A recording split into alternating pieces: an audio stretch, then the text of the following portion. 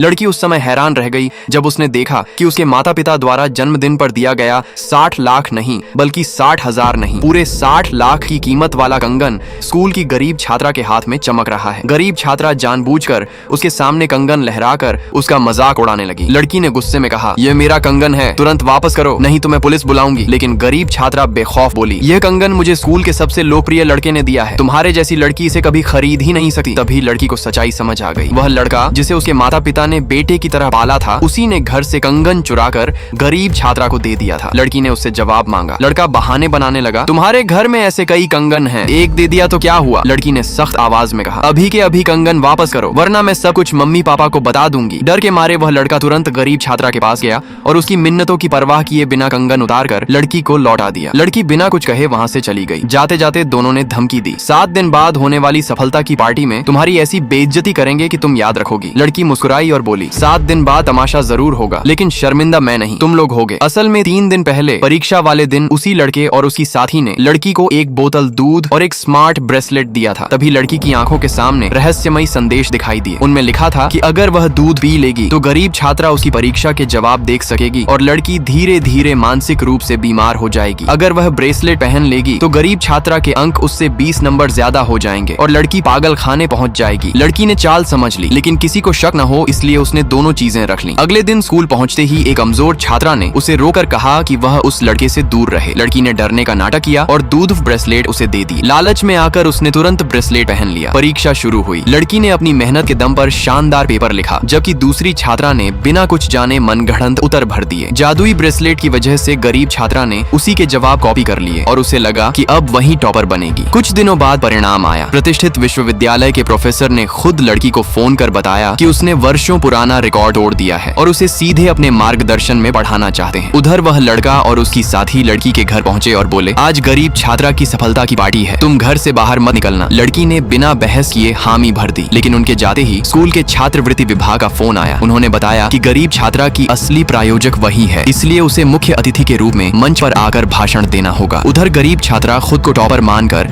अपने सभी सहपाठियों को बुला चुकी थी। समारोह शुरू हुआ। शिक्षक मंच पर आए और बोले, आज हम इस छात्रा की सफलता का जश्न मनाने के साथ साथ उसके सबसे बड़े सहयोगी को भी बुलाना चाहते हैं। अगले ही पल सभी छात्रों की नजरें मंच की ओर मुड़ गईं। सब हैरान रह गए क्योंकि मुस्कुराती हुई वही लड़की मंच पर आ चुकी थी।